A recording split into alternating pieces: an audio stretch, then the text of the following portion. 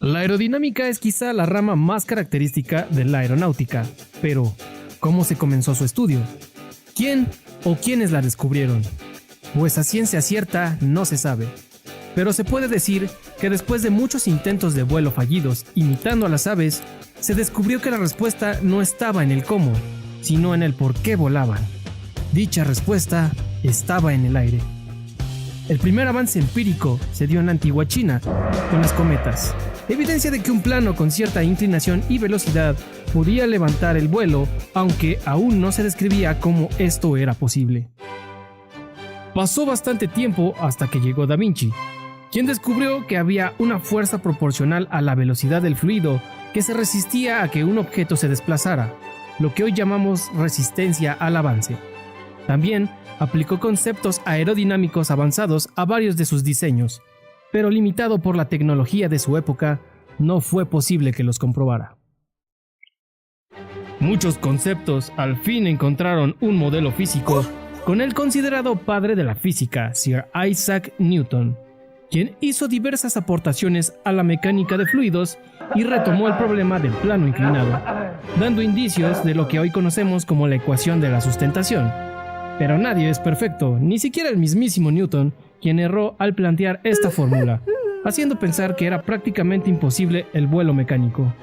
Siendo Newton una entidad con mucha credibilidad, pocos se atrevieron a cuestionarlo, retrasando así el vuelo mecánico. Sir George Cayley fue de los pocos quien no se conformó con lo que decía Newton, haciendo importantes contribuciones, pero sobre todo se le considera como el primero en identificar las 4 fuerzas del vuelo: levantamiento, peso, empuje y resistencia, aplicándolas exitosamente en planeadores.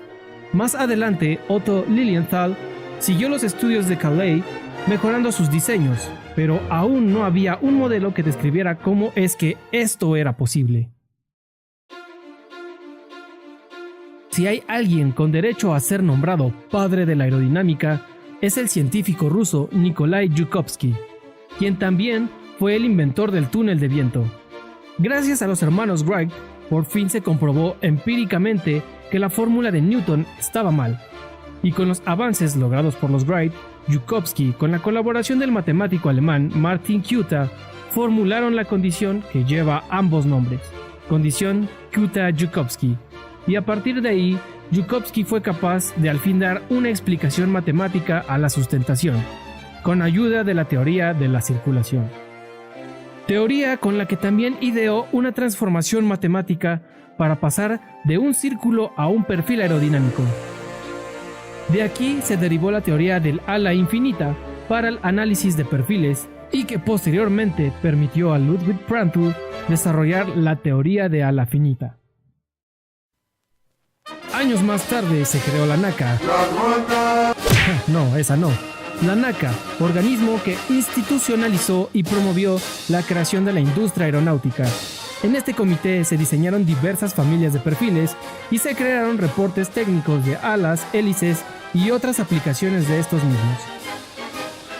De las pocas consecuencias que podemos llamar positivas de la Segunda Guerra Mundial fue el desarrollo de la aerodinámica supersónica, identificando problemas de flujo compresible que resultaron en nuevos diseños de perfiles y alas para el vuelo en este régimen. A finales de los 50, la NACA se disolvió y prácticamente se convirtió en lo que actualmente es la NASA, donde se utilizaron los avances de su predecesor en la carrera espacial desarrollada durante los años 60. Hoy día, el método de Prandtl se ha reemplazado por análisis de dinámica de fluidos computacional, que dan una solución numérica a las ecuaciones de Navier-Stokes. Ecuaciones que fueron desarrolladas años antes de la teoría de ala finita, pero que se descartaba su aplicación debido a su extrema complejidad. El túnel de viento sigue siendo la mejor opción para el análisis aerodinámico, aunque se cree que en un futuro las computadoras tendrán poder suficiente para que la dinámica de fluidos computacional lo reemplace, pero al parecer está muy lejos de suceder.